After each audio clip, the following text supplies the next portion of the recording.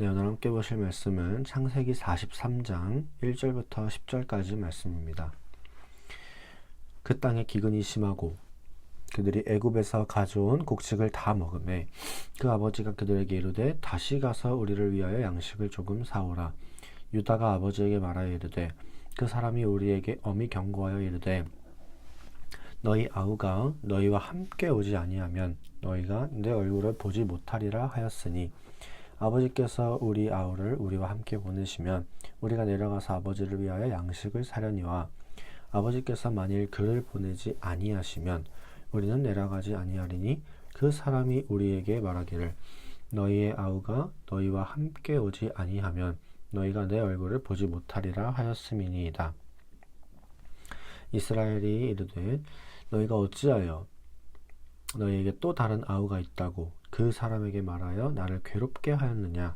그들이 이르되 그 사람이 우리와 우리의 친족에 대해서 자세히 질문하여 이르기를 너희 아버지가 아직 살아 계시느냐 너희에게 아우가 있느냐 하기로 그 묻는 말에 따라 그에게 대답한 것이니 그가 너희의 아우를 데리고 내려오라 한 줄을 우리가 어찌 알았으리이까.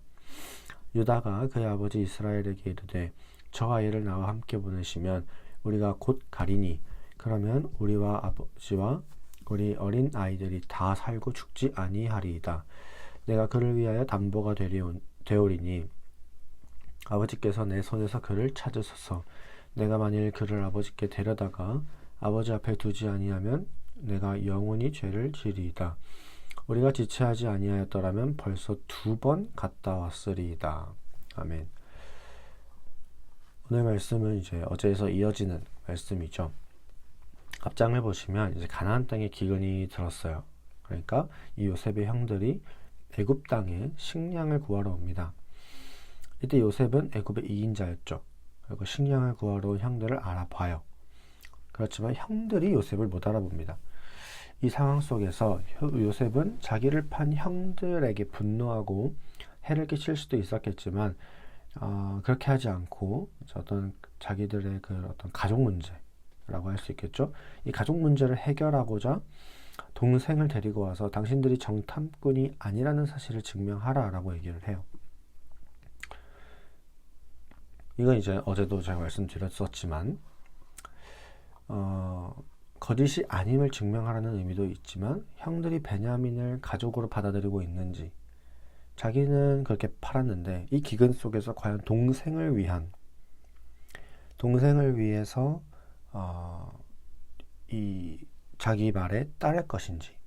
왜냐면 식량을 구하기 위해서는 다시 애굽으로 와야 되는데 애굽에 와서 식량을 구해야 되는데 이 사람들이 베냐민을 안 데리고 오면 식량도 못 구하고 동생이 굶어 죽을 거 아니에요. 그리고 또 하나 이 형제들 중에 한 명이 지금 애굽 감옥에 갇혀 있어요. 그래서 이 형제를 위해서라도 과연 나머지 형들이 자기 말에 따르는지를 이제 요셉이 어떻게 보면 테스트를 하는 거죠. 결국에는 이제 둘째였던 그 시므온, 이 애굽에 갇혀 있는 시므온, 이 시므온만 애굽에 갇혀 있고 나머지는 이제 약간의 식량을 가지고 집으로 돌아가서 베냐민을 데리고 다시 애굽으로 가고자 합니다. 근데 이제 아버지인 야곱, 오늘 본문에는 이스라엘이라고 개명이 된 이름으로 기록이 되어 있는데 이 야곱이 베냐민을 두기가 참 어려워합니다. 그러니까 같이 못 보내겠다고 하는 거죠. 근데 그것도 이해가 되는 게 야곱은 이전에 이제 요셉이 어릴 때 요셉을 잃어버렸어요. 그런데 만약 베냐민까지 보냈다가 잘못되면 이 부모로서 자식을 둘이나 잃게 되는 거잖아요. 그것도 심지어 막내 둘을. 그러니까 억장이 무너지죠. 심지어 자기가 나이가 들어서 나이가 이제 많기 때문에 자기가 이제 뭔가 이렇게 건강한 몸 상태로 같이 갈 수 있는 것도 아닌 거예요. 그래서 6절을 보면 너희가 왜 그렇게 아우가 있다고 얘기를 해서 나를 힘들게 하냐라고 합니다. 차라리 말하지 않았으면 이런 일이 없었을 텐데 라고 하는 거죠.